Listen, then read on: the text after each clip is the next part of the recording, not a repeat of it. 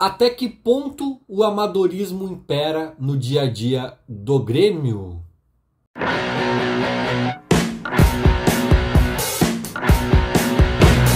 Eu tô um pouquinho atrasado aqui nesse vídeo, né? Mas esses dias rolou uma notícia que movimentou um pouco a rede social gremista, né? Nos grupos de WhatsApp, sobretudo, eu vi isso pipocando bastante, muitos comentários, muitos debates, que foi o fato de que supostamente os jogadores estrangeiros do Grêmio estariam pedindo por mudanças significativas nos treinamentos, nas sessões de treinamentos, na intensidade, na frequência, enfim, vamos nos aprofundar um pouquinho mais neste ponto. O que eu acho disso tudo, já dando assim uma pincelada inicial da minha conclusão lá do final?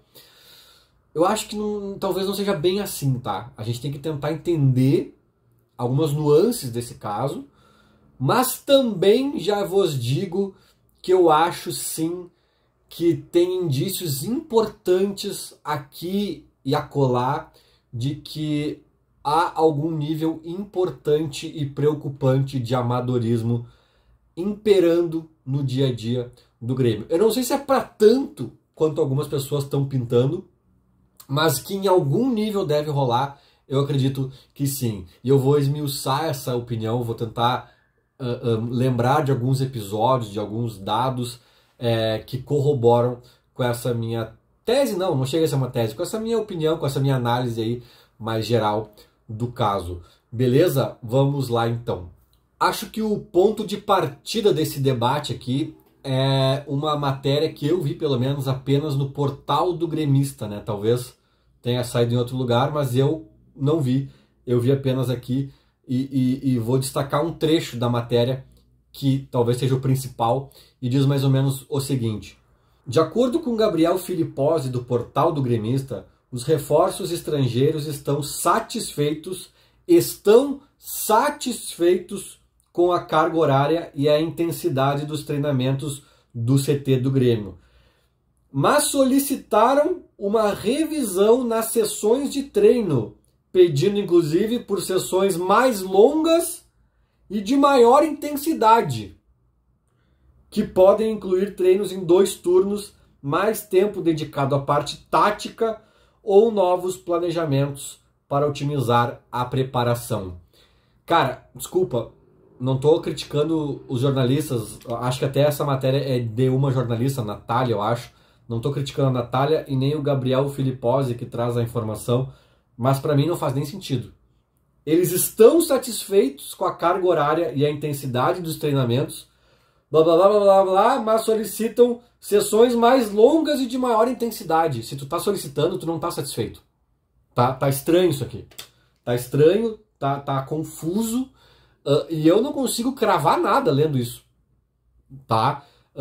A matéria no frigir dos ovos diz que há um pedido, não chega a ser uma exigência, mas que há um pedido de alguns estrangeiros do Grêmio no sentido de adaptar essa questão do treinamento, das sessões de treinamento, talvez aumentar o turno, também aprimorar a questão tática, né, que seria uma paulada direta e reta na cabeça de Renato Portaluppi, né, uma crítica, na verdade, a Renato Portaluppi e seu método de trabalho, né? Então isso aqui, cara, embora aqui não estão satisfeitos e tal, mas não estão, não. Se a conclusão disso aqui for real, isso aqui é uma bomba. É uma bomba e me causa estranheza e inclusive me deixa com o pé bem atrás o fato de só eu ter visto isso só no portal do gremista. Nada contra o portal do gremista, né? E nada contra o Gabriel, esse que eu nem sei quem é, que trouxe essa informação. Mas por que o Léo Oliveira, que adora dar uma pauladinha no Renato, por exemplo, não está se refestelando nessa matéria? Porque outros portais não estão pintando e bordando com a matéria do ano, não digo, mas com a matéria do mês. Isso aqui é uma bomba, cara. Os estrangeiros do Grêmio estão solicitando mudanças drásticas na metodologia de treino, pedindo inclusive mais mais atenção, como é que é a palavra ali, enfim, mais tempo dedicado à parte tática. Que isso, cara? Isso aqui é uma bomba, né? E quando eu questiono, embora eu não tenha feito isso aqui, mas agora estou fazendo de certa forma, né, de eu questionar até a veracidade dessa informação, eu não questiono, de novo, o jornalista que apurou. Eu não acho que o Gabriel Filipposi falou assim, ainda mais um cara que é identificado, que trabalha num portal do gremista, ele não chegou um belo dia e falou assim, vamos inventar alguma coisa para tumultuar o ambiente do Grêmio. Eu não acredito nisso. Pelo menos não vindo de alguém identificado, né? Mas às vezes, cara, tu tem que desconfiar da fonte. Quem deu essa informação para ele? Quem é essa fonte? Ela é quente o suficiente? Ela tem interesses, de repente, de tumultuar o ambiente do Grêmio por algum motivo político ou de desidratar a figura do Renato por algum outro motivo? Eu fico na dúvida, porque o futebol a gente sabe como funciona, né? A gente recebe muita informação o tempo inteiro que é fake, e nem sempre é culpa do jornalista. Às vezes é, né? Porque às vezes falta apuração, às vezes os caras têm má vontade com alguém, dão uma barrigada e azar, mas muitas vezes eles checam e a checagem ela passa por um crivo ali, né, de más intenções. Às vezes o famoso empresário que planta uma notícia para valorizar o atleta. A gente está cansado de saber que tem situações de tudo que é tipo, né, nesse mundo. Então, eu já questiono um pouco a veracidade dessa informação, até por conta de não ter visto ela pipocando em muitos locais e ganhando a devida atenção que ela mereceria, tá? Mas eu também não descartaria que ela tenha pelo menos um fundo de verdade. Ou até mesmo seja totalmente verdadeira e os outros veículos de mídia todas chuparam bala. Não duvido de nada nessa vida, tá? Mas talvez seja um meio do caminho aqui, né? Talvez tenha um fundo de verdade. Talvez os estrangeiros estranharam algumas coisas que acontecem no Grêmio e talvez não seja para tanto eles se mobilizarem e solicitarem grandes mudanças. Talvez tenha rolado um comentário aqui, outro acolá, e a matéria já caiu para né, já deu um outro sentido, né? Porque eu, de fato, não duvido que algumas coisas que acontecem no Grêmio não são as ditas ideais ou as mais profissionais, conforme as boas práticas do futebol, mais, né, o futebol de ponta da atualidade. Não duvido mesmo, e a gente tem alguns indícios disso, tá? Eu lembro que o Souza, lembra do Souza, aquele que veio do Porto? Tem dois Souzas, né? Não é aquele que fez um gol no Grenal dos 100 anos lá, do Maxi Lopes e tal, é o outro Souza, que veio do Porto, se eu não me engano, e volante. É que os dois jogavam, né, no meio, mas esse acho que era um pouco menos avançado. Ele saiu para um podcast esses tempos dizendo que o Renato era só resenha, não treinava nada. Eu também acho exagerado isso da parte dele, tá? Até porque eu já vi outros, o próprio Felipe Luiz, que era do Flamengo, quando o Renato passou por lá agora há pouco, que é um cara que entende bastante de futebol, fez um contraponto, disse que o Renato treinava bastante. Então, assim, tudo tem que ser filtrado, né? Às vezes pode ter uma mágoa de um jogador, ele já vai lá e exagera na coletiva. Muitos elogios que eu já ouvi pro Renato também nesses podcasts de jogadores e ex-jogadores que passaram por ele. De fato, é muito sobre a resenha, sobre o dia a dia, sobre o... E não é no sentido assim, menosprezando, o cara só tem resenha. Não, é um fator importante do futebol, né? A confiança dos atletas, ter o grupo na mão. E muitos elogiam o Renato nesse sentido. Então, né, o Souza é um dos poucos que eu ouvi por aí batendo forte no Renato, ou até mesmo batendo no Renato. Mas né, é um indício de que alguma coisa talvez tenha desagradado alguns atletas. E talvez muitos até tenham receio de criticar. Talvez muitos tenham achado ruim alguma coisa do Renato, mas, poxa, ainda estão no mercado, podem virar jogadores do Renato, preferem ficar quietos ou não querem se indispor com uma figura carismática, querida. Enfim, vários motivos, né, que a gente não sabe. Então, essa do Souza, por mais que eu ache exagerada assim, a colocação dele, é só resenha, zero treino. alguma coisa, algum ponto ele tem ali. Um amigo meu também, num desses grupos aí de WhatsApp em que esse papo aí dos estrangeiros, né, veio à tona, um amigo meu lembrou de um episódio que eu confesso que eu não lembro muito bem e eu tentei dar um Google aqui antes de gravar esse vídeo e não achei. Se alguém aí tiver alguma memória sobre isso e quiser botar nos comentários mais informações, ele lembrou de um episódio que o Kahneman teria dito que ele achava melhor o Grêmio treinar mais a bola aérea e fazer menos rachão. Tipo assim, menos rachão e mais bola aérea, mais treinamento de bola aérea, que ele deu alguma indireta ou alguma direta nesse sentido, né? Eu não lembro disso, cara. Eu não lembro disso e até acho um pouco estranho o Kahneman, entre aspas, bater de frente com o Renato, né? Que a gente sabe que ali a aliança deles é forte. Mas tem um amigo meu que citou mais um episódio, mais um indício de que talvez a coisa seja muito aquém do necessário para desenvolver, né, os tipos de treinamentos que a gente precise.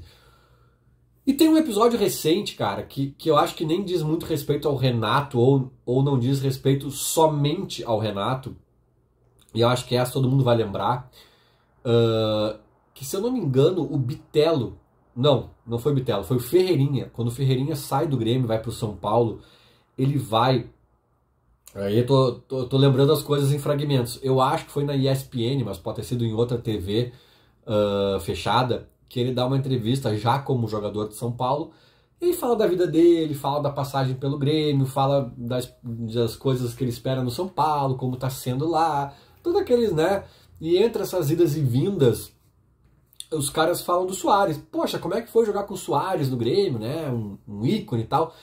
E ele, cara, conta algumas coisas do Soares, né? Como ele era, como não era. E aí alguém pergunta, tá, diz aí uma coisa curiosa, um episódio interessante. E ele falou assim, cara, teve uma vez que o Soares se revoltou contra os lanches que a gente comia no hotel, se eu não me engano, na concentração pré-jogo. Daí alguém perguntou, como assim, Ferreira? Ah, é que era muito hambúrguer e não sei o quê. E falou lá uns lanches, umas podreiras, né? E o Soares foi contra e confiscou. E disse que não, chega disso.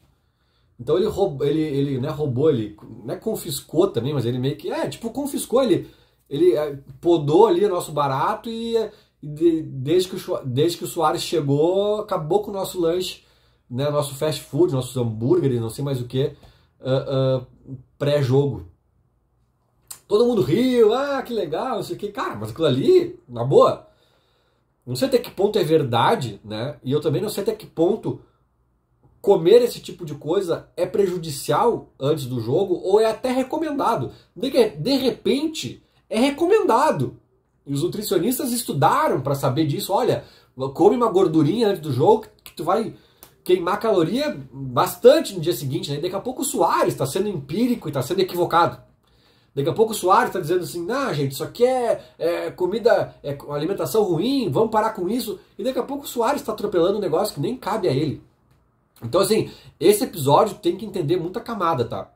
Tem que entender muita camada. Mentira do Ferreirinha eu não acredito que seja. Né? Então, ele não inventar isso do nada e falar isso numa TV. Né? Então, tá, aconteceu. Vamos partir do ponto que aconteceu. Em acontecendo, o Soares está equivocado e o Grêmio fazer um negócio que é praxe, que é normal e que é ok, e que é até recomendado, de repente, pelos fisiologistas, nutricionistas ou sei lá quem, ou era de um amadorismo incrível e o Soares podou de fato esse amadorismo. E eu fico com essa pulguinha atrás da orelha porque o Soares jogou em alguns clubes grandes mundo afora, né, na Europa. Então, assim, a não ser que seja uma descoberta da ciência mais recente, cara, será que no Ajax faziam errado? Será que no Barcelona faziam errado? Será que no Liverpool faziam errado? Será que na seleção uruguaia faziam errado? E só o Grêmio sabia da loucurinha? Nossa, tem que comer fast food antes do jogo? Então, assim, em sendo verdade, que me parece que obviamente eu tendo a achar que é mais provável o Suárez estar cortando um amadorismo do Grêmio do que o contrário. E aí é um amadorismo que passa sim pelo Renato também, mas eu acho que daí menos. Aí passa por outras camadas de profissionais, passa pelo Grêmio como um todo e é alarmante, cara. É alarmante. Né?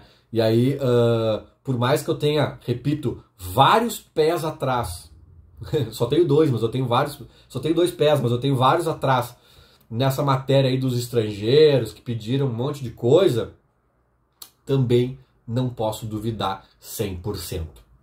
Porque, como eu disse, cara, tem indícios de que sim, as coisas no Grêmio não acontecem da forma mais profissional do mundo. E isso em 2004, com as tecnologias avançadas que temos, com o conhecimento da ciência tão né, distribuído aí democraticamente, todo mundo tem acesso a todas as informações de ponta e das maiores descobertas e tudo tão alastrado e difundido e as melhores práticas na palma da mão de quem quiser. Se isso de fato ocorre no Grêmio em 2024, cara, é muito lamentável. É muito lamentável, mas eu não consigo duvidar 100%. Né? Repito, essa matéria aí dos estrangeiros, eu li um trecho ali que me pareceu bem controverso, bem confuso. Eles estão satisfeitos, mas sugerem mudanças que vão totalmente na contramão do que eles, em tese, disseram que estavam satisfeitos. Então, não está muito claro isso aqui para mim, mas eu não duvido que alguma pontinha de verdade tenha aí por trás, ainda que não seja bem assim como diz a matéria, talvez um estranhamento, um questionamento, talvez, né, já disseram ali que na própria matéria falam que o Monsalve e o Bright White andaram treinando aí fora do turno de trabalho para se recuperar de lesão ou para pegar um ritmo que estava defasado, alguma coisa nesse sentido. E é meio bizarro tu pensar que os caras fazem isso por conta própria e não é o clube, né, que pagou milhões pelos caras ou paga mensalmente para os caras, não é o clube que tá fazendo aquele tipo de trabalho, né? Mas igual me chamou a atenção essa matéria, ela gerou um zoom aí e eu de fato fico preocupado porque nem sempre, mas muitas vezes onde tem fumaça tem fogo. Feito? Era mais ou menos isso. Falou. Abraço.